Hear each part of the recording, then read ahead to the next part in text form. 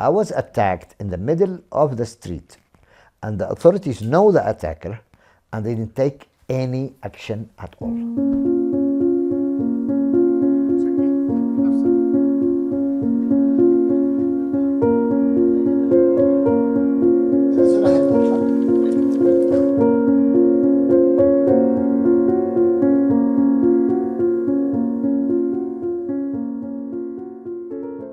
In June 2015, I asked for asylum in Ethiopia. I was given asylum. Then I got my status determined as a refugee in September 2016. Technically, in 2017, I saw that Yemenis are not well represented. So I ran as a representative and I became representative.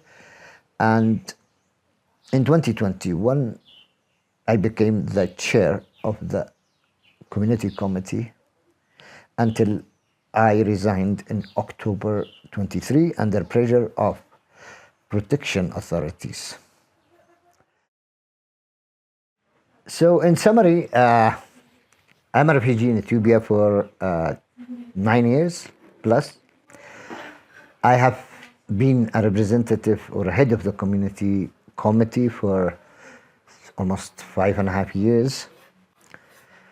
And I was supposed to be protected, but I have suffered seriously and not just ignored, but like my protection issues were justified by the protection officers responsible to provide protection to me.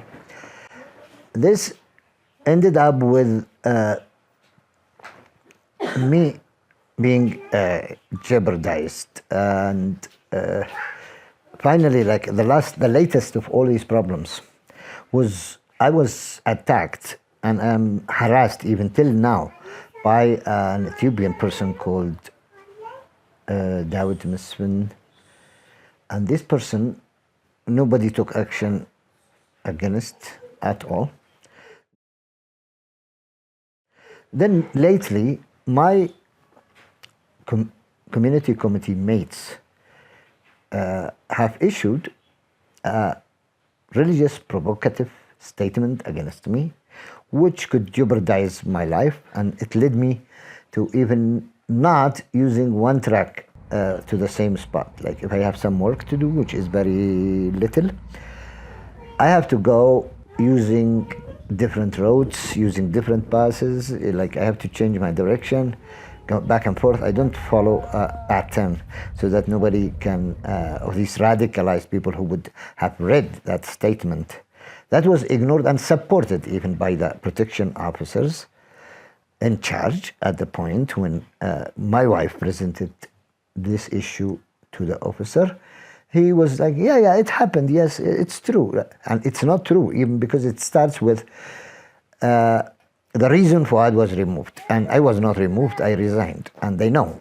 And they didn't remove me. And you complain to the people who are very much aware. And they never write anything. I asked for a disclaimer from both RRS, which is the Ethiopian authority responsible for refugees, and UNHCR Ethiopia. Disclaiming this statement was not given, response was not given. And here I am having these serious protection threats with no solution at all. Let's start from the 2018, late 2018 provocation. I was physically assaulted, verbally assaulted for my religious stance. And it continued, and I kept complaining without any much solution after that. The humanitarian Italian corridor didn't materialize later on for us. So in 2021, further steps were taken, and I got screened for resettlement as a durable solution to my problems. But again, this didn't materialize until now. That's 3 years, almost 2 years. Sorry, in 2022, I was screened, and this didn't materialize now, 2 years on. So, to add insult to injury, as part of my duties as a head of the committee and also as a Yemeni man, one day, one of the committee members called Ibtisam brought to me a Yemeni female refugee. I'll not mention the name for protection reasons. And that woman was chased by a person called David Misfin. That person started harassing the entire Yemeni community in Sululta area, which is part of the Shagar city, Oromia region in Ethiopia, just to find where the woman he was trying to attack is. And he finally found in our house, and he started harassing her and us. I took her to the protection officer, who said, if you want durable, if you want resettlement, you go and find another option. This is not going to work. In 10 days' time, she was attacked in the middle of the street very seriously. Later on, even, the documents that proved the attack disappeared from the dossier in the police station, and what was presented to court was nothing technically, and they said there was even the report, which was surely sure, the medical report was surely sure in the file, but it disappeared as well. So this person later on attacked me in the street. I went to complain to the authorities, RRS and UNHCR, but there was no immediate protection solution that was applied, and this guy is still harassing us. For consideration related to the failure of the officer to protect the woman first and then to protect me second, and he refused to give a support letter to the police station to consider, because they asked for 3 witnesses. I can't provide 3 witnesses because I don't speak the language in the street, so I can ask people, did you see that? Did you see that? Plus, I was in the median, in the middle of the street, when he threw this bottle of liquid that he has been threatening to throw acid at me for many months. In June 2023, I wrote a statement or a complaint in coordination with members of other communities like South Sudan, Somalia, and others, to protest and to ask for fact-finding about the preference given to one community. And therefore, it seems, as a result of that, I was subjected to a lot of pressure all the time. Since then, I was told that you are making pressure, you are raising problems without giving solutions. Well, I am a community chair of a refugee community committee. I'm not capable of creating solutions. It's the organizations in charge that are. So my position is to explain the problem. It seems like they didn't like that duty to be done. They wanted me to stop the people from complaining, rather. So they wanted me to be a duplicate of their role. They started to create some complaints. I was called on October 29 to be interrogated, technically interrogated, despite being attacked and harassed and all that, ignored issues. And the interrogation was based on so-and-so, a woman, said that you are giving wrong advices to her husband, despite the fact that I didn't know her husband at that point of time. I knew even his name, or who is he, or where is he. So-and-so said that her resettlement plan was blocked by, you said that her resettlement plan was blocked by somebody. You are putting pressure without giving solutions. You disrespect the Ethiopian government. You disrespect the Ethiopian police. You, nothing of concrete accusation to my role as a chair of the Refugee Community Committee. And the last one that came to the point where I just felt like, okay, this is not interrogation, this is not investigating my rule, it's just trying to find something to push me out. And if this is done by the authorities, then I'm the underdog anyway, in any country, if we are going against the refugee authorities. And in the case here is even more serious. So I said, okay. The point that made me decide that I should quit is when the officer said, you said that the officer in room 4 closed himself in and is not talking to people, which is not. I said, and I said, I didn't say that. How did you get the information that I said that? He said, I Google translate the text. The fact is that it's not a text, it's an audio message sent to the refugees in our WhatsApp group.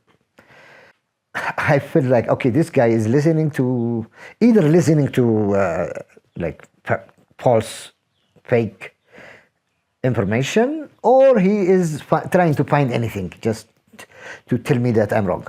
So I said, okay, listen to me. I have a child, a baby to take care of, and my health at this age is not great.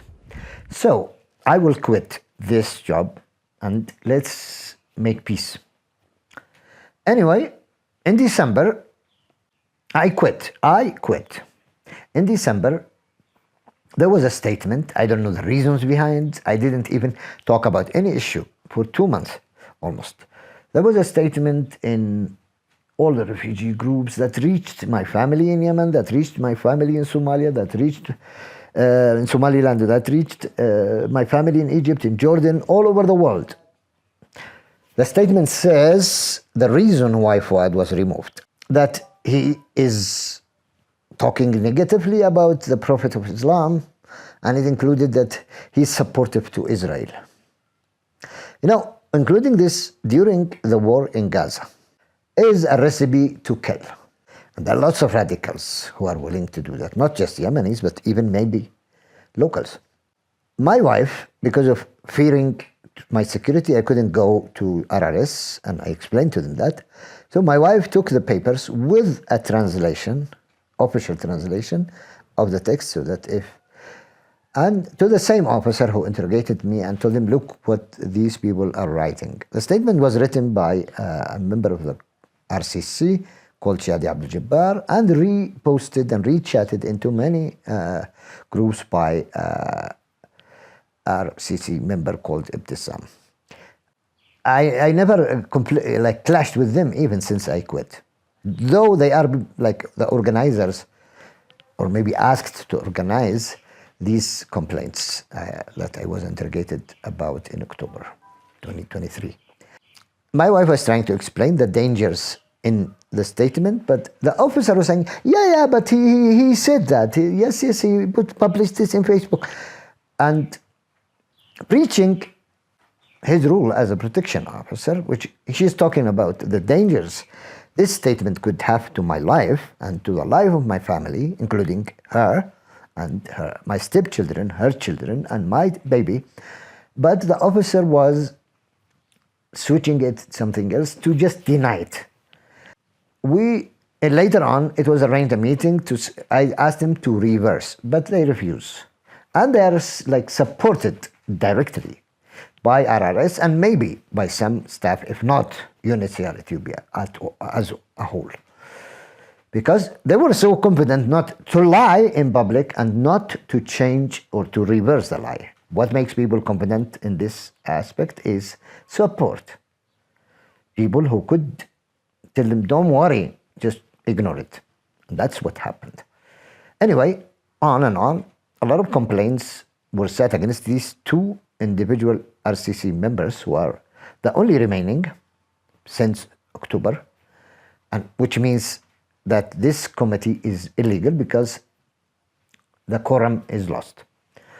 3 out, 2 in there is no quorum of a committee, which means it's not representing the refugees and it's invalid. Anyway, but the authorities and UNHCR Ethiopia still deal with these two as if they are representatives until today, and even they want them into the new election committee. Despite all the wrongdoings we complained about. A lot of complaints were sent in to UNHCR, to RRS, to everybody for months, and no action was taken. These people still even claim in front of the refugees that they are everything. They have everything in hand. They control everything in RRS procedures and UNHCR procedures. These people are the threat to my personal protection still, and are still enjoying their position, which makes my position, my protection jeopardized day and night without any action taken by UNHCR, despite so many times writing to them emails, sending emails to them, complaining to different levels. Nothing has happened. And so far, nothing has happened. And it seems nothing will happen because I don't know, because reasons that are unrealistic, not realistic reasons. What can be done? And if we say we will make like a sit-in in front of UNHCR, everybody threatens us. If we say we'll take a 1 hour stand here or there, they say, no, it's a security threat to the country. I mean, we just a few number of refugees who want to stand and express their problem. There is no chance. Threats are done by Yemeni, these two Yemeni RCC members. So that's basically my story. I'm stuck. Even like I got some job offer in another African country as an interpreter. I am a simultaneous interpreter, which is a skill that's not available in Ethiopia that much, in a high quality. And I got an opportunity to work in another African country, but I can't leave the country. I need exit visa, which will take weeks. I need a travel document, which is not available like many countries provide refugees with open travel documents, like in Europe, in America. You are imprisoned. So simply my story in summary is mistreated, imprisoned, and incapable to get any justice.